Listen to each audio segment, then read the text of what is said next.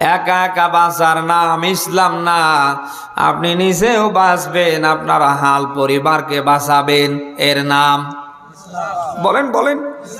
আপনি একাই যত ভালো কাজ করেন, আপনি যদি বস্তা ভর্তি আমল করেও মারা যান, আল্লাহর কসম কোরআনের মাহফিলে বলছি, কিয়ামতে আপনি বাঁচতে পারবেন না। বাদী হয়ে দাঁড়াবে আপনার ঘরের বউ, ছেলে মেয়ে, আপনার বাড়ির ডানে বামে সামনে পেছনে 40 40 40 40 40 160 ঘর মানুষ ওই দিন বাদী হয়ে দাঁড়াবে। ডাক দেয়া বলবে, আল্লাহ এই লোকটা আমাদের এলাকার মুরব্বী ছিল। আপনার স্ত্রী ডাক দেয়া বলবে, এটা আমার স্বামী ছিল। ছেলেমেয়েরা ডাক দেয়া বলবে, ইনি আমাদের বাবা ছিলেন। এভাবে সবাই আঙ্গুল দিয়ে দেখিয়ে দেখিয়ে ডাক দেয়া বলবে, আল্লাহ এই লোকটা আজান হবার পরে একা একা 12টার সময় জুমার দিনে মসজিদ যেত, ফজরে যেত, জহরে যেত, আসরে, মাগরিবে, এশারে যেত। সব সময় দেখতাম মাথায় টুপি পরতে, সব সময় দেখতাম সুন্নতি পোশাক পরতে, ভালো ভালো কাজ করতে।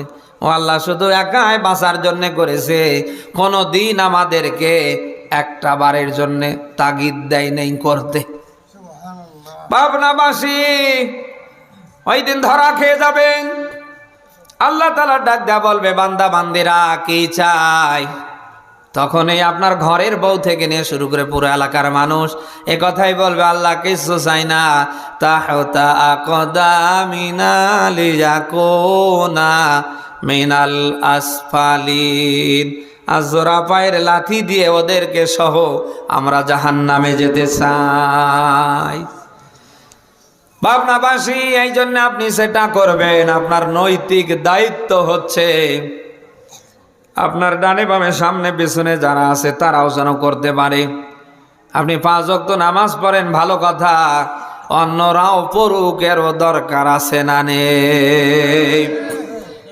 আপনি একটা বার চিন্তা করেন তো, আপনার ঘরের বউ ঠিক মতো নামাজ কালাম পড়ে না, আপনার ছেলে জমার নামাজটা পড়ে না, আপনার নিজের আপন ছোট ভাই মসজিদমুখী না।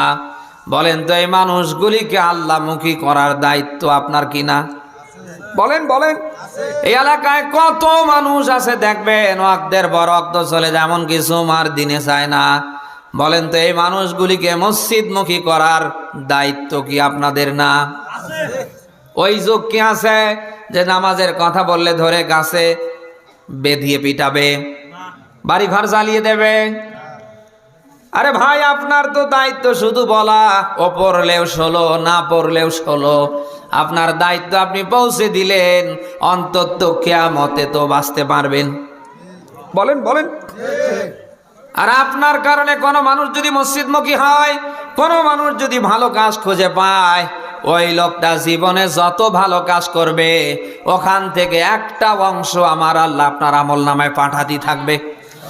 সূরা নিসা 4 নাম্বার সূরার 5 নাম্বার পারার 10 নাম্বার পেরেস্টার 85 নাম্বার আয়াতে পাবেন। আল্লাহ পাক বলেন, যারাই ভালো কোনো কাজে হাত রাখবে, এই মানুষটা যদি মরেও যায়, এই ভালো কাজটা যতদিন দুনিয়ায় জিন্দা থাকবে, ইয়াকুল্লাহু নাসিবুম মিনহা, ওখান থেকে ভালো কাজের একটা অংশ তার আমল নামায় বাড়াবে। আবারও রিপিট করে বলছি, আপনি কোনো মানুষকে যদি মসজিদমুখী করতে পারেন, নামাজে দাঁড় করিয়ে দিতে পারেন, আপনি আজ আছেন কাল নেই, কিন্তু এই মানুষটা যতদিন নামাজ পড়বে, এই নামাজের একটা অংশ সওয়াব হিসাবে আমল নামায় পাঠাবে কে? কি এটা আমরা চাই না ভাই? আল্লাহর দিকে মানুষকে আহ্বান করার গুরুত্ব যদি আমরা জানতাম, অন্তত জীবনে এই কাজ থেকে কখনো থেমে থাকতাম না।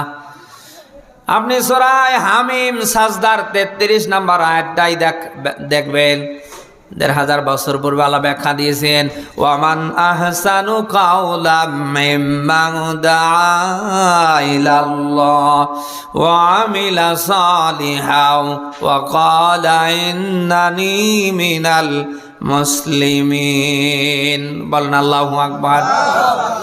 আল্লাহ পাক বলেন, তার চেয়ে ভালো কাজ, ভালো কথা পৃথিবীতে আর কার হতে পারে?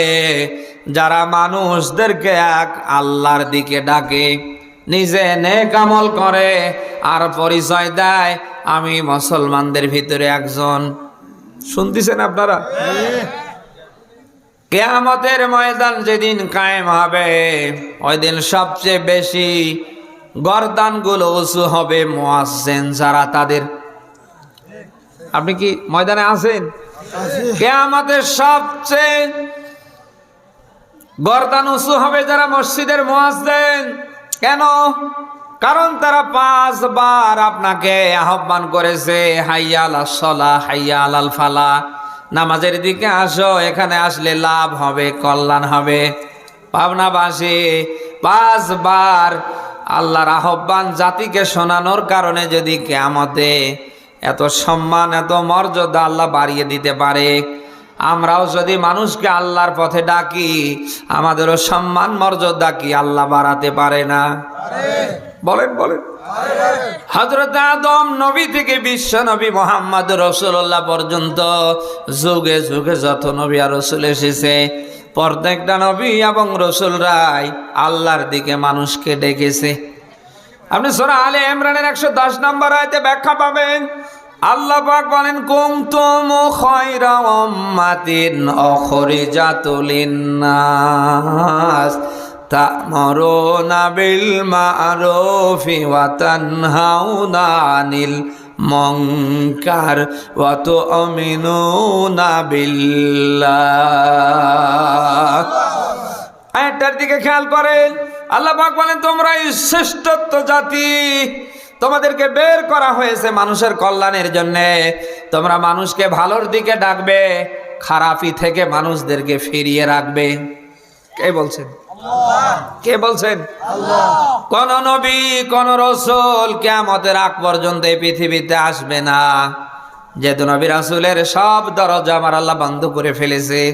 আমরা যেহেতু আছি, আমরা কি এই কাজটা হাতে নিতে পারি না যে মানুষগুলো আল্লাহর দিকে ফিরে আসে না, আমরা যেন তাদেরকে আল্লাহর দিকে ফেরাতে পারি?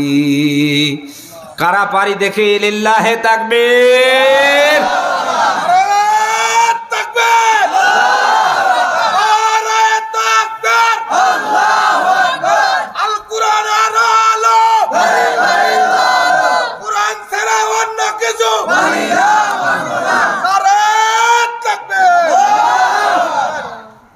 আলহামদুলিল্লাহ।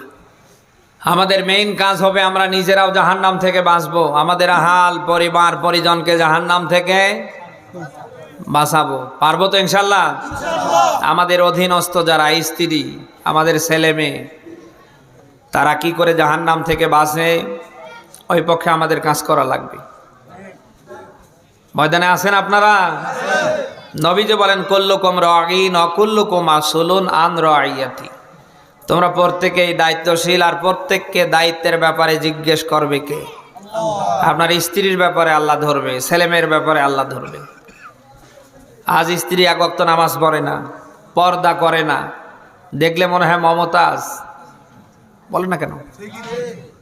আপনার ছেলের দিকে তাকালি মনে হয় ডিপজল। নামাজ নেই, কালাম নেই, আল্লাহ নাই, রসুল নেই, কিচ্ছু নেই। এই ছেলের ব্যাপারে কিয়ামতে জিজ্ঞেস করবে কে? স্ত্রীর কারণে, ছেলের কারণে হয় জান্নাতে যাবেন নতুবা জাহান্নামে যাবেন। অনুরোধ করে বলছি, হাত জোর করে বলছি, স্ত্রী সহ পরিবার পরিজনে যারা আছে তারা যদি আল্লাহর বিধান, আল্লাহর ফরজ বিধানগুলি যদি না মানে, কি করে মানে, ওই পক্ষে হাত রাখবেন। পারবেন না ইনশাআল্লাহ?